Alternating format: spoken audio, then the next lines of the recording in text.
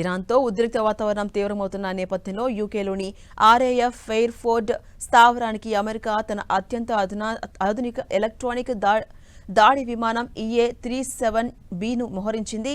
దీన్ని బట్టి చూస్తే ఇరాన్పై భారీ దాడులకు సంకేతమన్న అనుమానాలు కలుగుతున్నాయి. ఇరాన్తో జరుగుతున్న సైనిక ఘర్షణల నేపథ్యంలో అమెరికా వైమానిక దళానికి చెందిన 2 EA-37B compass call electronic warfare అరిజోనాలోని Davis Monthan air force base నుంచి బయలుదేరి యూకేలోని ఆర్ఏఎఫ్ ఫెయిర్ఫోర్డ్ స్థావరానికి చేరుకున్నాయి. గత అనుభవాలను బట్టి చూస్తే ఇవి అక్కడి నుంచి మిడిల్ ఈస్ట్ ప్రాంతానికి వెళ్లే అవకాశం ఉంది.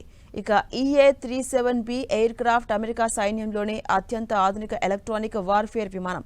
Gulf stream G550 business jet రూపకల్పన ఆధారంగా దీన్ని తయారు చేశారు. ఇది శత్రు దేశాల కమ్యూనికేషన్స్, రాడార్లు, నావిగేషన్ సిస్టమ్స్, ఇంకా GPS సంకేతాలను సమర్థవంతంగా జామ్ చేయగలదు.